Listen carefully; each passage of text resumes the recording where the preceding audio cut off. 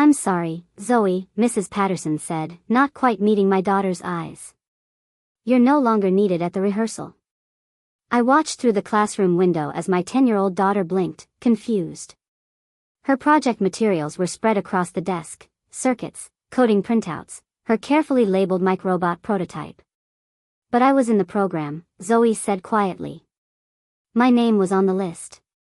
Before Mrs. Patterson could respond, Amanda appeared in the doorway. My sister-in-law. Arms folded. That smile she wore when she was about to say something cruel disguised as helpful. "This showcase is for advanced students only, sweetie. You'll understand when you're older." The other parents in the room, Amanda's friends, naturally, exchanged glances. A few smirked. One actually laughed. Zoe didn't cry. Not there. She just nodded, packed her circuit board and notebook with careful precision, and walked out of that classroom with her head up. But I saw her hands shaking.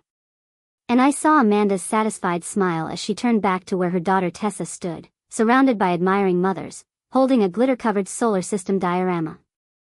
"My name is Rachel Palmer. I'm 37 years old.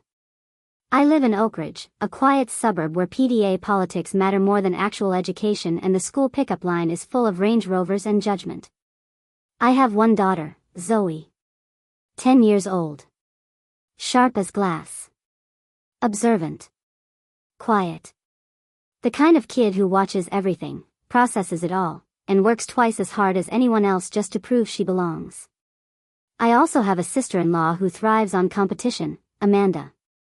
Amanda married my brother Kyle 6 years ago. The moment she joined our family, she appointed herself alpha everything, alpha mom, alpha wife, alpha person who needs constant validation through her daughter's achievements. Her daughter Tessa is 11. Nice enough kid when Amanda's not around. But Amanda has spent 11 years crafting Tessa into her personal trophy. Piano lessons. Math tutors. Designer clothes. Social media posts about every minor accomplishment. And every single one of those accomplishments comes with a dig at Zoe. Tessa got all A's again. So proud. Some kids just have natural academic ability. Tessa's piano recital was beautiful. Not everyone is musically gifted, but she really shines. Tessa was chosen for the gifted program. We're so blessed. I know not every child is suited for advanced work. The subtext was always clear: Tessa was exceptional. Zoe was not. But here's what Amanda never understood: Zoe didn't need to be loud to be brilliant. Amanda and Kyle live 3 blocks away. Close enough that we're expected at every family dinner. Close enough that Amanda can monitor everything Zoe does and make sure Tessa's always positioned as superior. I've watched Amanda for 6 years now. Watched her orchestrate birthday parties like military operations. Watched her brag about Tessa's achievements to anyone who'll listen.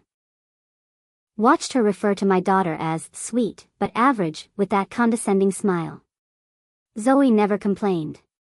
She just listened. Watched. Worked harder. When Tessa got early acceptance into the gifted program, Zoe studied extra every night until she tested in the following year. When Tessa won a writing contest, Zoe started a blog about environmental science that got featured by the local library. When Tessa performed at a piano recital, Zoe taught herself to code. Amanda called it trying too hard. I called it determination. Kyle, my brother, Zoe's uncle, saw it too. But he never said anything. Never stood up to his wife.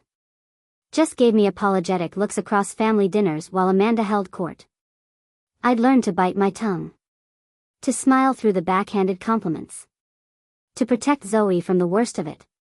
Until the Innovation Showcase changed everything. Every year, Oak Ridge Elementary hosts an Innovation Showcase.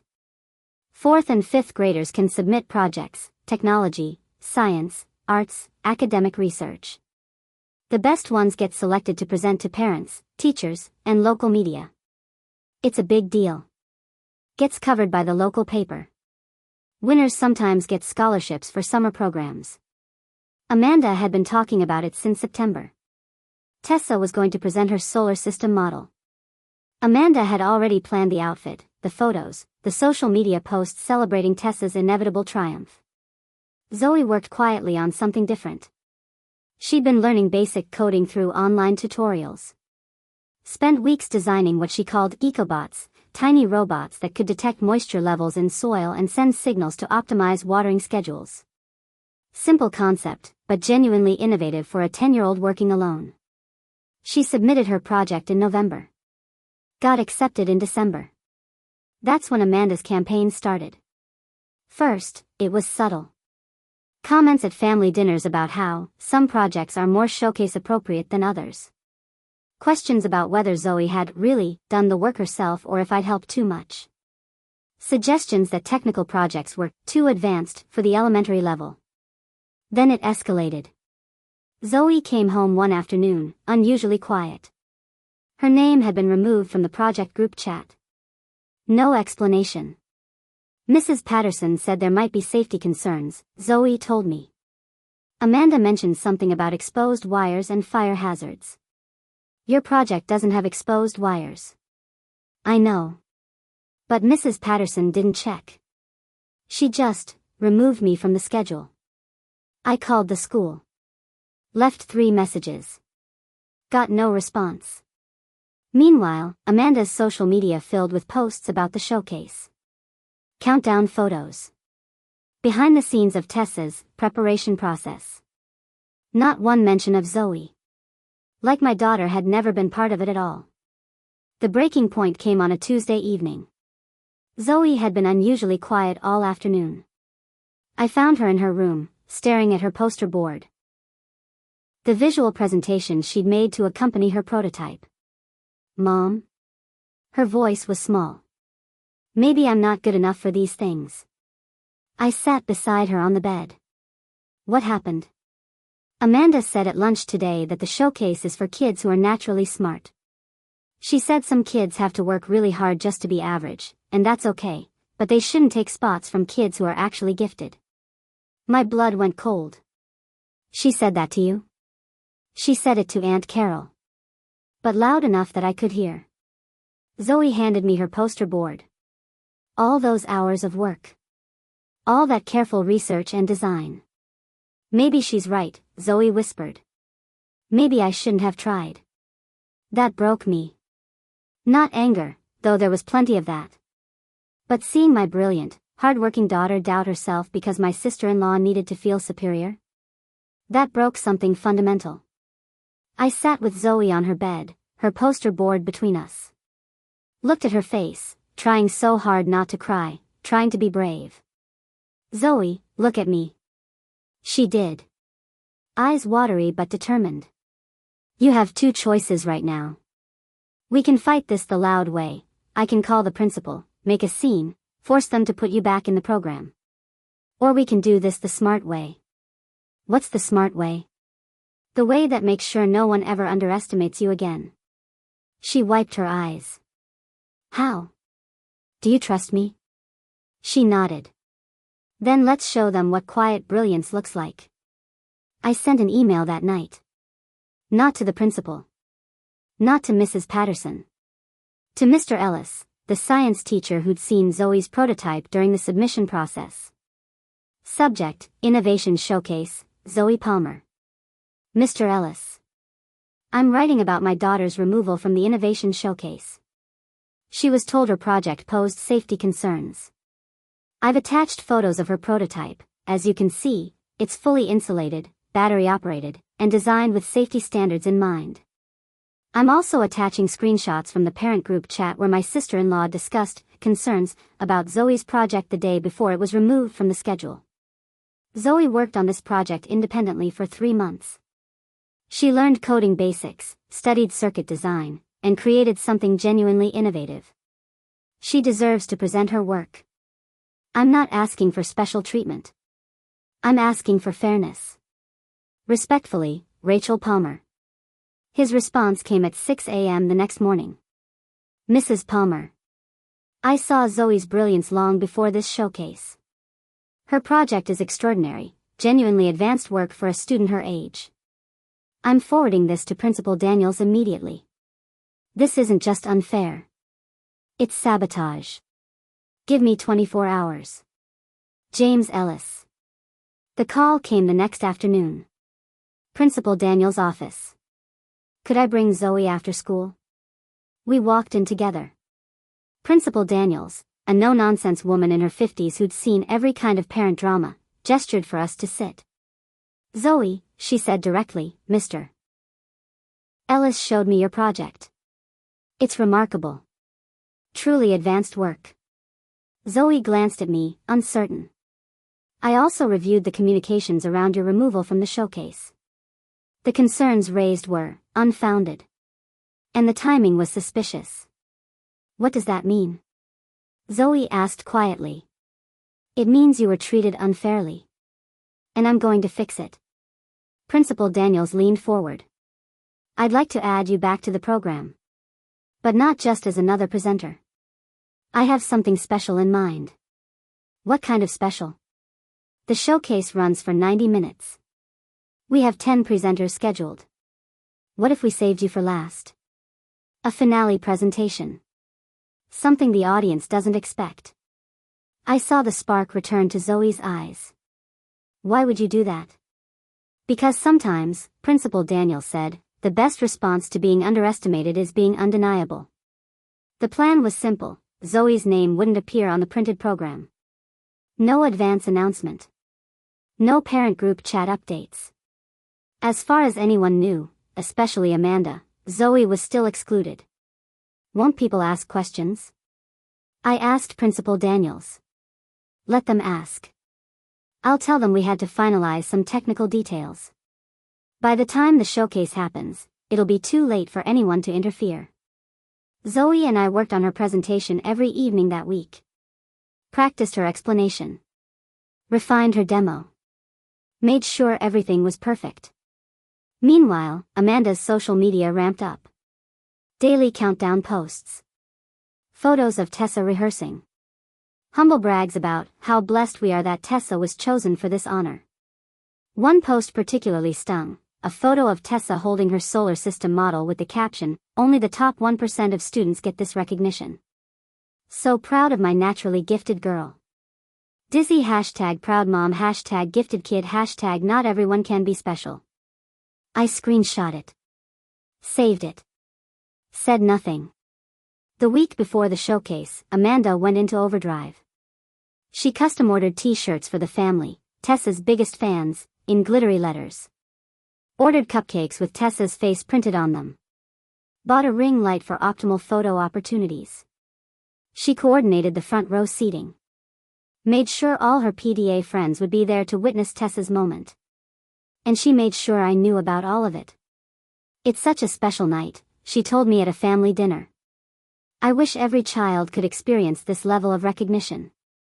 But I guess that's why it's so meaningful, it's selective. She looked directly at Zoe as she said it.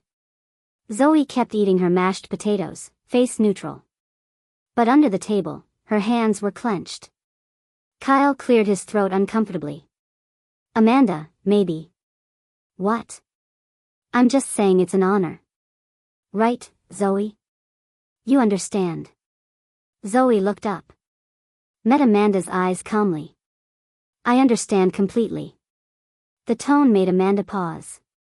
But she just smiled and went back to planning her daughter's coronation. 2 days before the showcase, Amanda posted an Instagram story that made my blood boil. It was a video from the rehearsal. The camera panned across the auditorium, past the stage, past the presenters, and landed on Zoe, sitting in the audience with her notebook. The caption, "When you don't make the cut, but still show up grimacing face #awkward but sweet." My phone started buzzing. Friends who'd seen it. Asking if I was okay. Asking what happened. I didn't respond. Just screenshot the story and sent it to Principal Daniels with one line, "For your records." Her response, "Noted. See you Thursday." That night, I found Zoe crying in her room. Not because of Amanda's post, she hadn't seen it. But because she was nervous. What if I mess up? Then you mess up. But Zoe? You're going to walk onto that stage and show everyone what you're made of. Not because you need to prove anything. but because your work deserves to be seen. What about Amanda? Amanda, I said carefully, is about to learn that loud doesn't mean right. The night before the showcase, Zoe couldn't sleep. I found her at midnight, hunched over her laptop, tweaking code for the 100th time. Zoe, it's perfect. You need to rest. What if the connection doesn't work? What if the moisture sensor fails?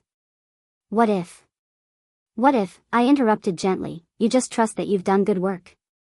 She looked up at me. I'm really nervous. I know. That's how you know it matters. What if they laugh at me? Then they laugh. But they can't take away what you built. They can't take away what you know. And they definitely can't take away the fact that you earned your place on that stage. She nodded slowly. Saved her work. Closed the laptop. Mom? Yeah? Thank you for not giving up on me. I hugged her tight. Never. Not once. Not ever. The showcase was scheduled for Thursday evening, 6 p.m. The gymnasium was transformed, stage with proper lighting, rows of chairs, a tech station for presentations. Parents started arriving at 5:30. Amanda swept in like royalty, directing her entourage to the reserved front row seats. Tessa looked nervous but excited. Kyle gave me an awkward wave. I sat in the middle section with Zoe beside me. She wore her favorite dress, simple, blue, comfortable. No costume. No performance. Just her. Amanda spotted us. Her smile was pure condescension as she made her way over. Rachel. Zoe. So sweet that you came to support Tessa. Wouldn't miss it, I said neutrally. It's nice that Zoe can see what these showcase presentations look like. Maybe next year she'll be ready. Zoe looked up at Amanda. Maybe. Something in Zoe's tone made Amanda pause. But then Mrs. Patterson called for everyone to take their seats, and Amanda hurried back to her front row throne. I squeezed Zoe's hand. She squeezed back. Ready? I whispered. Ready. The showcase began with Principal Daniel's welcome remarks. Standard stuff, thanking parents, celebrating student innovation, explaining the format. Then the presentation started. First was a 4th grader with a project on recycling. Sweet. Basic. Parents clapped. Then a 5th grader with a report on historical monuments. Solid research. More applause. Tessa was 6th. She walked onto the stage holding her solar system model, foam planets painted in glitter, suspended by fishing line. She'd memorized her presentation from note cards Amanda had written. The solar system is very important, Tessa began. There are 8 planets and they go around the sun. It was fine. Perfectly fine. Exactly what you'd expect from a well-prepared 5th grader with an involved parent. Amanda clapped louder than anyone. That's my girl, she shouted, standing up before Tessa had even finished. People applauded politely. A few parents exchanged amused glances at Amanda's enthusiasm. Tessa bowed. Amanda took approximately 40 photos with her ring light setup, blocking the view of 3 other parents. The presentations continued. Art projects. Book reports. A decent experiment with plant growth. All good work from good kids. As the 9th presenter finished, I felt Zoe tense beside me. Principal Daniels returned to the microphone. Before we conclude tonight, I have one more presentation. Amanda started gathering her things, preparing for her dramatic exit to celebrate Tessa with the cupcakes waiting in the lobby. This student's name isn't in your program. We had to make some last-minute adjustments to accommodate a truly exceptional project.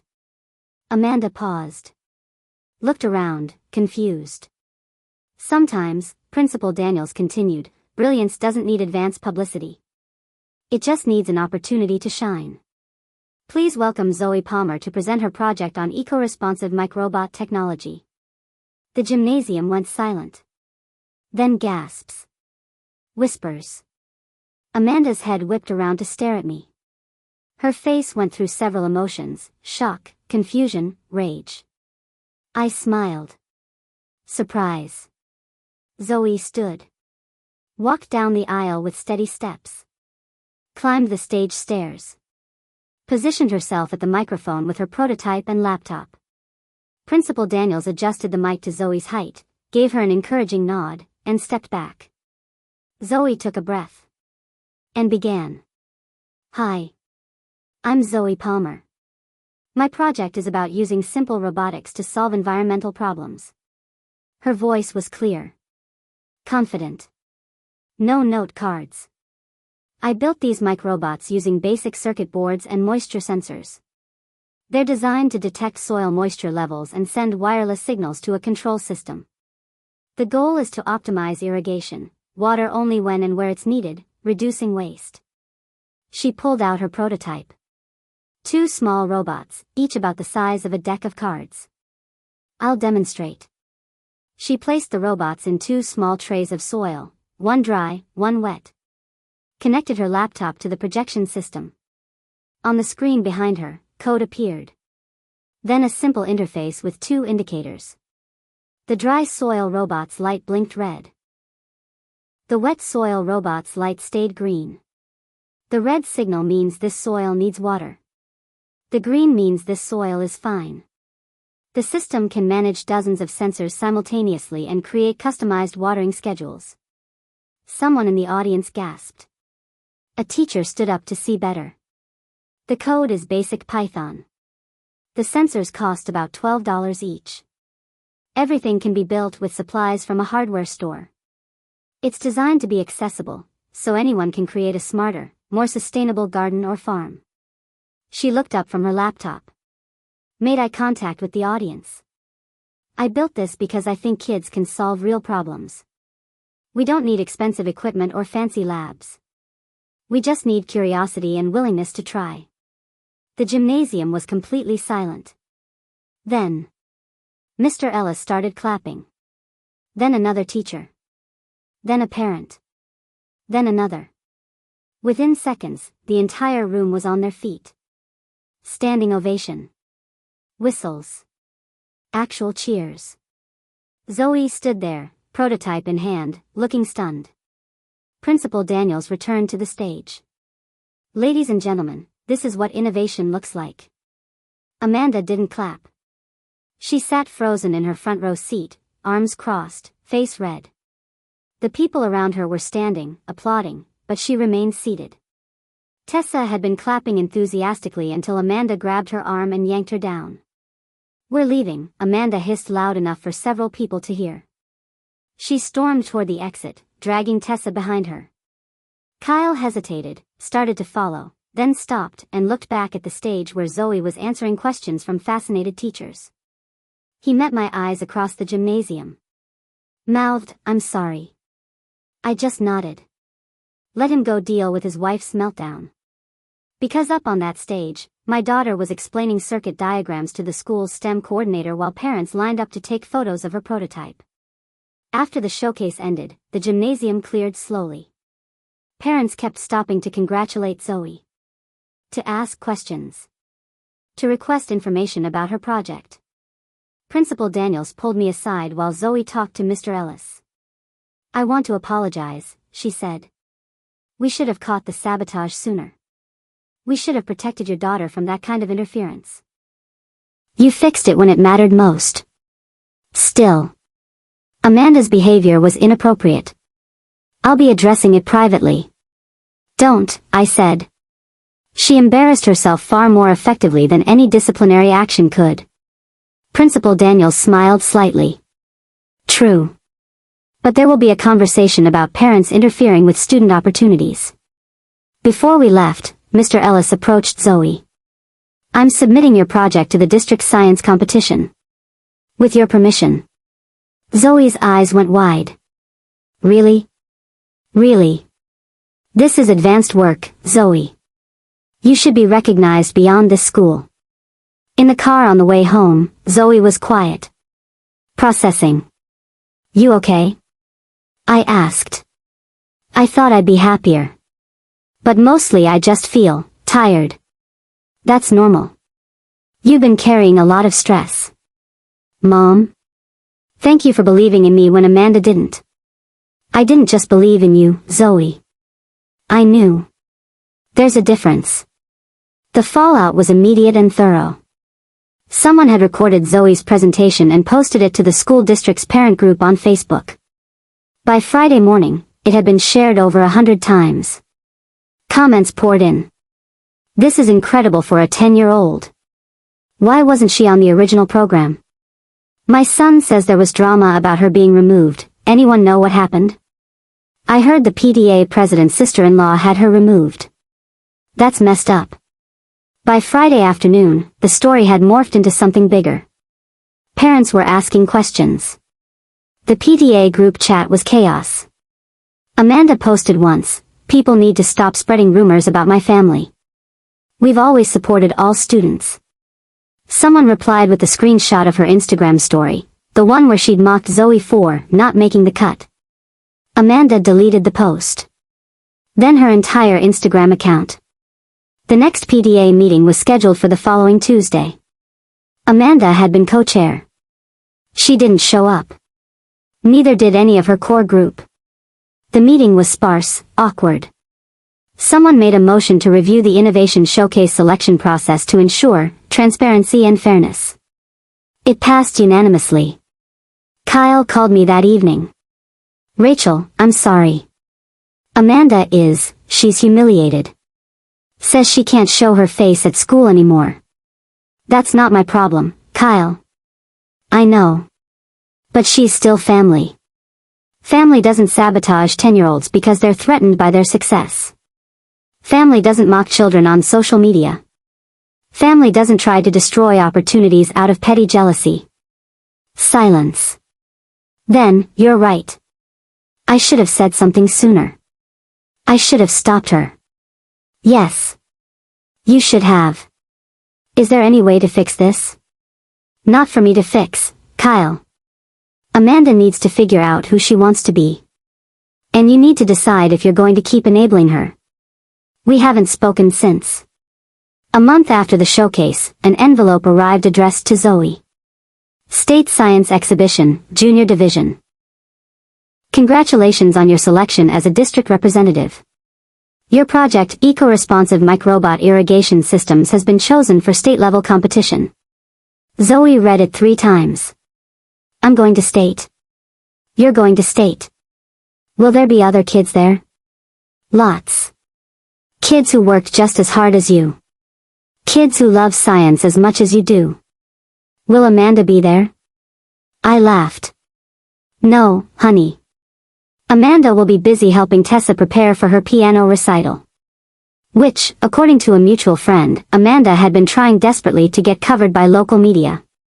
So far, no one was interested in featuring a 5th grader playing chopsticks. We went to the park one Saturday afternoon, a few weeks before the state competition. Zoe was quiet, thoughtful. "Mom?" "Yeah?" "I'm glad they uninvited me." I stopped walking. "What? Why?" She looked up at me, completely serious. "Because if they hadn't, I would have just been another kid in the showcase. One of 10 presentations that people half-watched. And now? Now I'm the kid who did something they couldn't ignore. The kid who got a standing ovation.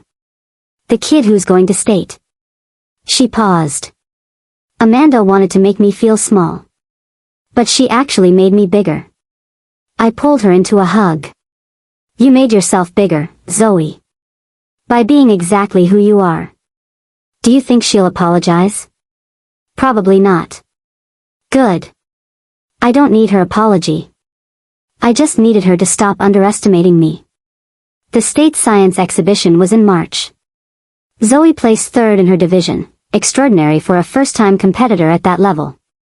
She came home with a medal, a certificate, and an invitation to a summer STEM program at a local university.